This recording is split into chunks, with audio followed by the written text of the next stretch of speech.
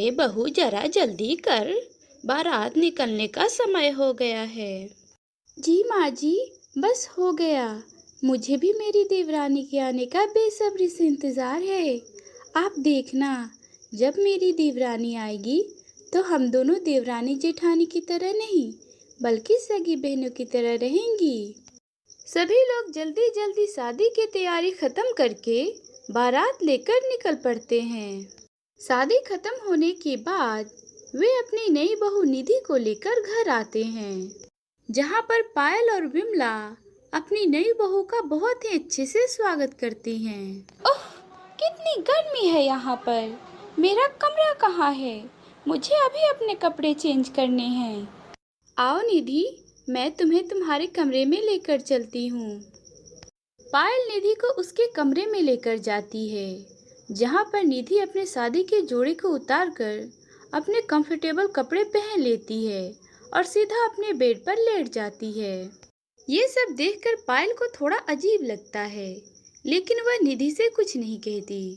निधि की शादी भले ही एक मिडिल क्लास फैमिली में हुई थी, लेकिन वह बहुत ही अमीर घर की लड़की थी।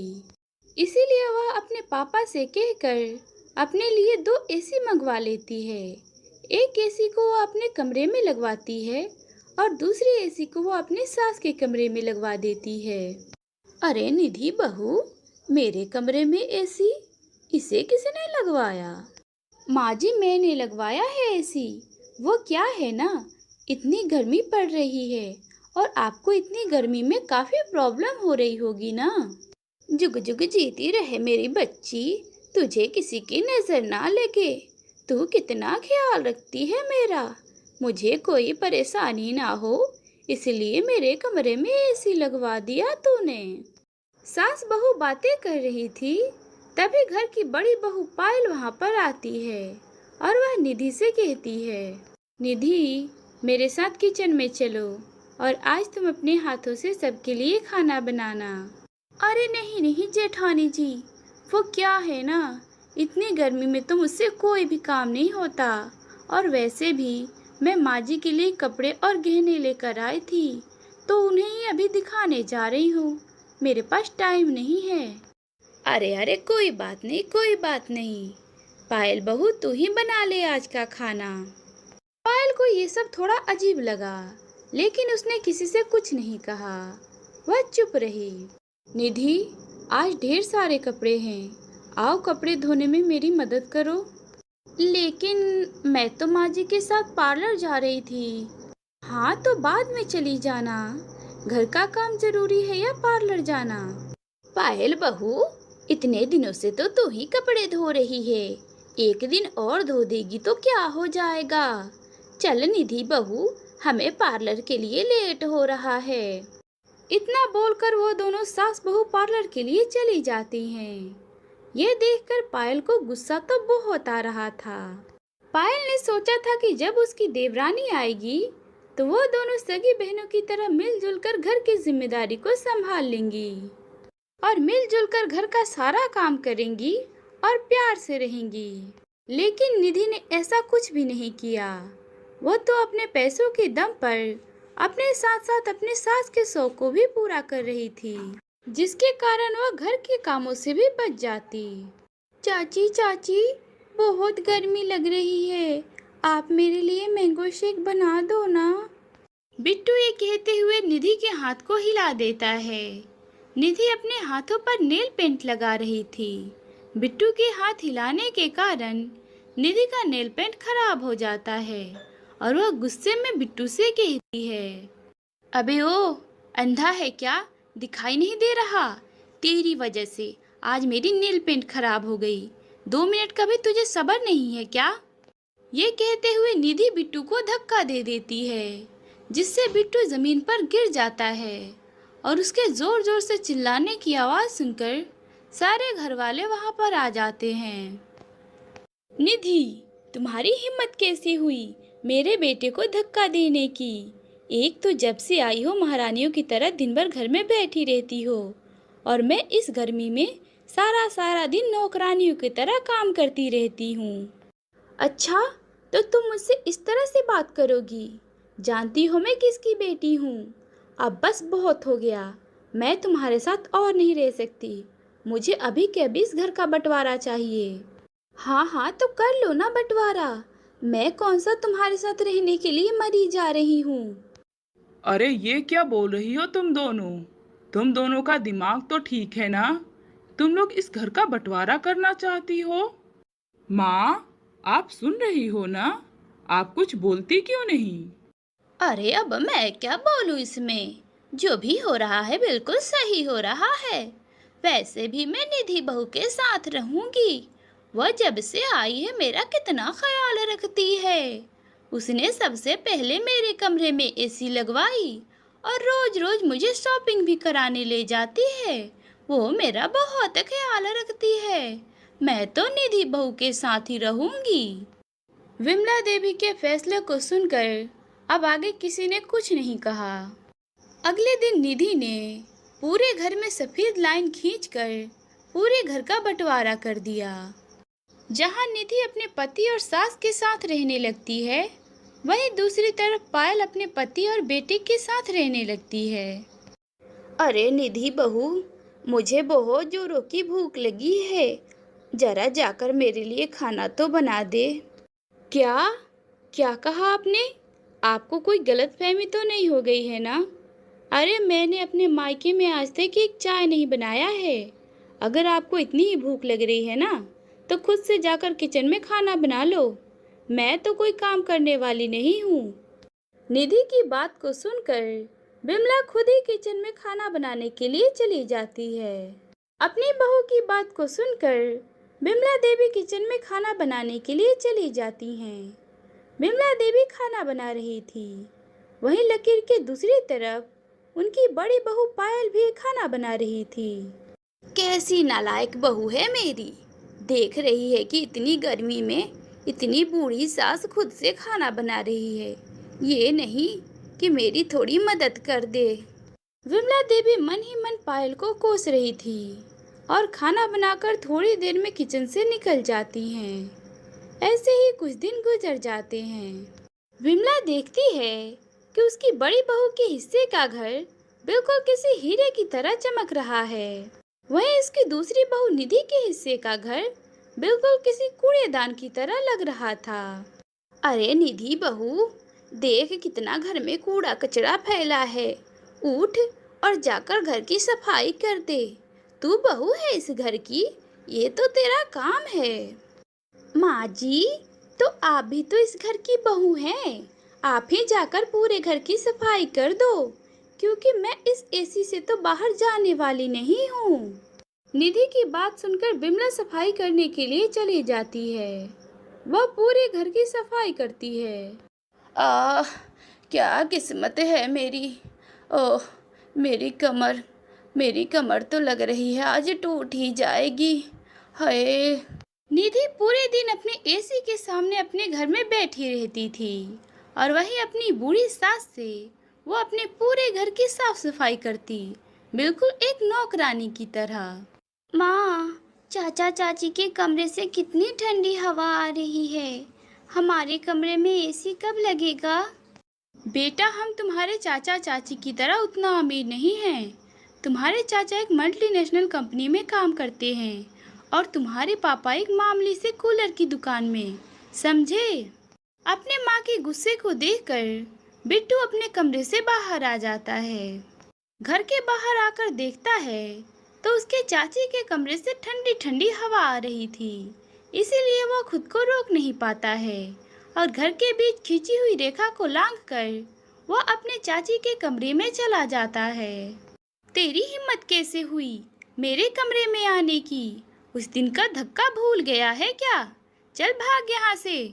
अपनी चाची की डांट फटकार को सुनकर बिट्टू जल्दी से वहाँ से अपने घर में भाग जाता है। बिमला इस उम्र में घर का पूरा काम कर रही थी, इसीलिए उसे काफी थकावट हो रही थी और उसकी तबीयत भी खराब लग रही थी। एक दिन बिमला घर में झाड़ू लगा रही थी, तभी वह अचानक से बेहोश हो जाती है। बिमला को बेहोश हालत में उसकी बड़ी बहू पायल देखती है, मगर वह घर के बीच खींची हुई रेखा को लांघ नहीं सकती थी। माँ जी, मुझे माफ कर दीजिए। मैं आपके द्वारा ही इस खींची हुई रेखा को लांघ नहीं सकती हूँ। इतना बोलकर पायल वहाँ से चली जाती है।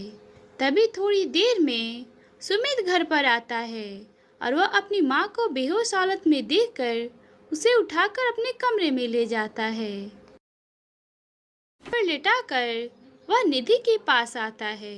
तब वह देखता है कि वह मजे से एसी में बैठकर आराम फरमा रही थी। तुम्हारी आंखों में थोड़ी सी भी शर्म नहीं है? तुम जानती हो कि मेरी माँ बूढ़ी है, फिर भी तुम उनसे काम करवा रही हो। लेकिन खबरदार, आज के बाद अगर तुमने मेरी माँ से काम करवाया तो मेरे घर में तुम्हारे लिए कोई जगह नहीं है। अपने पति को इतने गुस्से में देखकर निधि काफी ज्यादा डर जाती है, जिसके बाद से निधि घर का काम खुद से ही करने लगती है। ओह, कितना मुश्किल हो रहा है। इतनी गर्मी में खाना बनाना पड़ रहा है मुझे। लगता है मैंने कपड़ों में डिटर्जेंट पाउडर की जगह ब्लीच पाउडर डाल दिया है।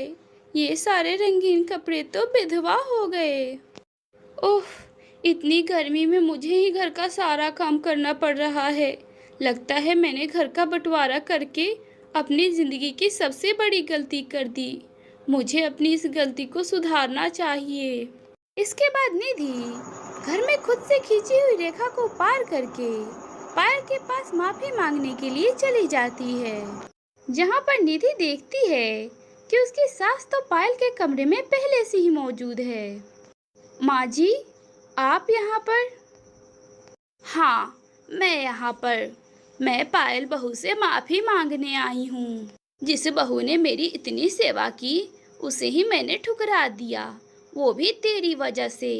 तेरी अमीरी के चकाचौंध ने मुझे अंधा करके रख दिया था, जिसके कारण मैं अपनी सीधी सादी भोली भाली बहू को पहचान नहीं पाई और तेरे साथ रहने लगी।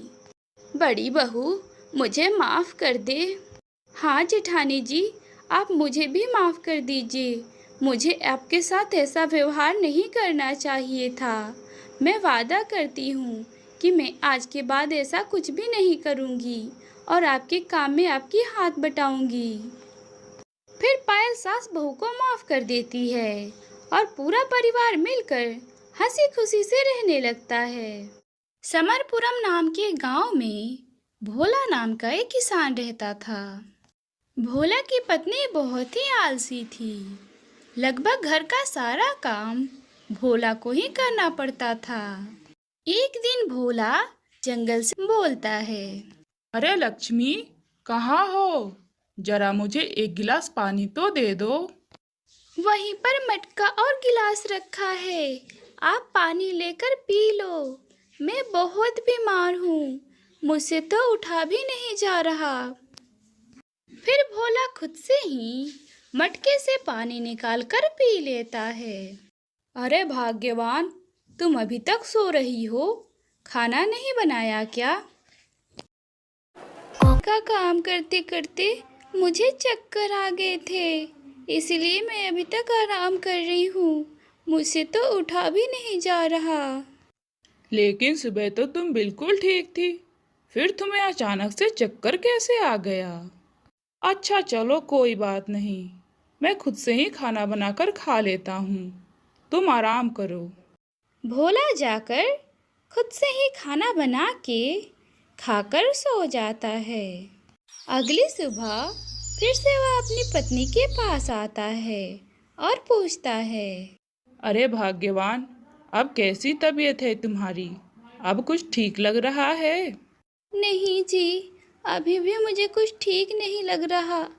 कल तो चक्कर आ रहे थे और आज तो पूरा बदन ही टूट रहा है। देखो, वो मैं कह रहा था कि मैं सारे बर्तन नल के नीचे रख आया हूँ, तुम अगर धो देती तो मेरी थोड़ी सी मदद हो जाती। मैं भी दिन भर काम करके थक जाता हूँ। नहीं जी, अभी ये मेरे बस की बात नहीं है। अभी तो पूरा बदन टूट रहा है। अगर मैंने बर्तन धो दिया तो फिर तो मुझे बुखार आ जाएगा। ठीक है, क्या करूँगा, मुझे ही अब सारे बर्तन धोने होंगे। ऐसा कहकर भोला वहाँ से चला जाता है और खुद ही जाकर सारे बर्तन धोता है। सुनो लक्ष्मी, आज मैं बाजार जा रहा हूँ। दोपहर के टाइम तक नहीं लौट पाऊंगा, इसलिए तुम्हारे लिए दलिया बनाकर रख दिया है। तुम दोपहर को खा लेना। इतना कहकर भोला बाजार के लिए चल देता है। हे भगवान, कैसा पति मिला है मुझे, रोज रोज दलिया खिलाता है। आज तो मैं ये दलिया नहीं खाऊंगी। मैं आज अपने लिए मटर आलू की सब्जी बनाऊंगी। भोला बाजार के लिए जा ही रहा था, तभी रास्ते में उसे मुंशी जी मिल जाते हैं। अरे भोला, क्या बात है? इतनी धूप में तुम कहाँ जा रहे हो? वो क्या है मुंशी जी कि मुझे अपने फसल के लिए बीज लाने थे, इसलिए बाजार जा रहा हूँ। ऐसा करो, तुम आज शाम को मेरे घर आ जाओ। मैं तुम्हें फसल के अच्छे अच्छे बीज दे दूंगा। और हाँ, मेरे घर पर आज पूजा है, इसलिए आज तुम अपने घर पर खाना मत बनाना और अपनी पत्नी को लेकर मेरे घर आ जाना। ठीक है मुंशी जी, तो मैं बाजार नहीं जा रहा हूँ, मैं अपने घर जा रहा हूँ और शाम को अपनी पत्नी के साथ आपके घर आ जाऊंगा। इधर लक्ष्मी घर में अपने लिए स्वादिष्ट स्वादिष्ट खाना बना रही थी। भोला अपने घर आ रहा था, लेकिन उसे रास्ते में ही खाने की खुशबू का पता चलता है। अरे वाह, कितनी अच्छी खुशबू है। लग रहा है कहीं स्वादिष्ट स्वादिष्ट पकवान बन रहा है। फिर भोला अपने घर के करीब आता है, तो उसे पता चलता है कि ये खुशबू तो उसके घर से ही आ रही थी। अरे ये क्या, ये खुशबू तो मेरे घर से ही आ रही है। लेकिन लक्ष्मी तो सुबह कह रही थी कि उसके कमर में बहुत जोरों की दर्द है। फिर भोला अपने घर के खिड़की से झांक कर देखता है। आज मुझे पता चला है कि ये घर के कामों से बचने के लिए तबीयत खराब होने का बहाना करती है। अच्छी बात है, अब मैं तुम्हें सबक सिखाऊंगा। लक्ष्मी खाना बनाकर खा लेती है। तभी थोड़ी देर बाद भोला घर आता है। अरे आ गए आप, कितना देर लगा दिया, अब तो शाम हो गई है। खाना कब बनाओगे और कब खिलाओगे मुझे? अरे हाँ, मैं तो तुम्हें बताना ही भूल गया। आज शाम को मुंशी जी के घर पूजा था, मैं वहीं पर खाना खाने चला गया था। आहा, क्या खाना था। मटर पनीर, समोसे, पूरी कचौड़ी और भी बहुत सारे स्वादिष्ट स्वादिष्ट खाना था। खाकर तो मुझे मज़ा ही आ गया। ऐसा खाना मैंने बहुत टाइम बाद खाया था। क्या खाने में इतना सारा कुछ था? तो फिर आप मेरे लिए क्यों नहीं लाए? अरे भाग्यवान, मैं तुम्हारे लिए इसलिए नहीं ला पाया क्योंकि तुम्हारी तबीयत तो खराब थी और तुम इतना सारा तला हुआ खाना खाती तब तो तुम्हारी तबीयत और खराब हो जाती। वो तो मेरी तबीयत सुबह खराब थी, अभी तो मैं बिल्कुल ठीक हूँ। अब क्या कर सकते हैं, मेरा पेट तो भरा हुआ है। भुना हुआ चना रखा हुआ है, ऐसा करो तुम उसे ही खा लो। कल सुबह देखेंगे कि कल क्या बनाना है। हे भगवान, मेरे हाथों से कितना अच्छा मौका निकल गया। अगर मैं सुबह अपने तबीयत खराब होने का बहाना ना करती तो फिर मुझे भी ये स्वादिष्ट स्वादिष्ट खाने खाने को मिलते। मैंने तो अपने ही हाथों से अपने ही पैर पर कुल्हाड़ी मार लिया है। अगली सुबह लक्ष्मी अपने पति से बोलती है, अजी सुनते हो, जरा मेरे लिए चाय बना दो। क्या, चाय? अरे नहीं नहीं भाग्यवान, ये लो लौकी का जूस। आज से हम लौकी का जूस पियेंगे, इससे हमारी तबीयत कभी खराब नहीं होगी। नहीं नहीं, मैं ये नहीं पी सकती हूँ। अरे क्या बात कर रही हो, ये सब तो मैं तुम्हारे लिए ही कर रहा हूँ। तुम्हारी हर वक्त तबीयत जो खराब रहती है। लौकी का जूस पीने से तुम्हें कभी थकावट, कमर दर्द, बुखार कुछ भी नहीं होगा। तुम बिल्कुल पूरी तरह से ठीक हो जाओगी। भोला ऐसा कहकर जबरदस्ती अपनी पत्नी को लौकी का जूस पिला देता है। अजी, खाने में क्या बना रहे हो? खाना कब तक ले आओगे? उबली हुई लौकी। अब तुम्हें यही सब खाना होगा। नहीं नहीं, अब मैं ये सब और नहीं खा सकती हूँ। ऐसा कह देने से काम नहीं चलेगा। तुम्हारी तबीयत ठीक रखनी है ना, इसलिए तुम्हें ये सब खाना ही पड़ेगा। चलो, मेरा तो ठीक है, लेकिन तुम क्या खाओगे? मैं, पड़ोस में मदन भैया है ना, उनके लड़के का जन्मदिन है, मैं वहीं जाकर खा लूँगा। सोचा था तुम्हें भी साथ लेकर चलूँ, मगर क्या कर सकते हैं, तुम्हारी तो तबीयत खराब है ना। इतना कहकर भोला अपने घर से निकल पड़ता है। हे भगवान, फिर से मुझे लौकी खाना होगा। नहीं, अब बस बहुत हुआ, अब मैं लौकियों की नहीं खाऊंगी। शाम को भोला घर आता है और वह अपने साथ थोड़ा सा खाना भी ले आता है। खाने को देखकर भोला की पत्नी के मुंह में पानी भर जाता है। क्या ये खाना आप मेरे लिए लाए हो? अरे नहीं नहीं, ये खाना तो मैं अपने लिए लाया हूँ। मैं इसे सुबह गर्म करके खा लूँगा। तुम्हारे लिए सुबह ही मैंने लौकी बनाया तो था, खाकर सो जाओ। भोला इतना कहकर अपने कमरे में सोने के लिए चला जाता है। लेकिन लक्ष्मी के मन में हलचल सी मच गई थी। भोला के सोते ही वह किचन में जाती है और उस खाने को उठाकर जैसे ही वह खाने वाली होती है, तभी भोला वहां पर आ जाता है। अरे ये क्या लक्ष्मी, तुम ये क्या कर रही हो? तुम्हें पता है ना कि तुम्हें तले हुए चीज नहीं खाने हैं, तुम्हारी तबीयत खराब है। नहीं जी, मेरी कोई तबीयत खराब नहीं है। वो तो मैंने काम से बचने के लिए बहाना बनाया था। आप मुझे माफ कर दो। मैं आपसे वादा करती हूँ कि मैं आज के बाद कभी भी काम चोरी नहीं करूँगी। भोला अपनी पत्नी को माफ कर देता है और उसकी पत्नी बिल्कुल बदल जाती है। वह आगे से कभी भी काम चोरी नहीं करती है, बल्कि वह घर का सारा काम अकेले ही कर लेती है। इससे दोनों पति पत्नी की जीवन सुधर गया। वह दोनों एक साथ खुशी खुशी रहने लगते हैं। प्यारे दोस्तों, अगर आपको हमारी कहानी थोड़ी सी भी पसंद आई हो तो प्लीज़ आप हमारे चैनल को सब्सक्राइब जरूर करें।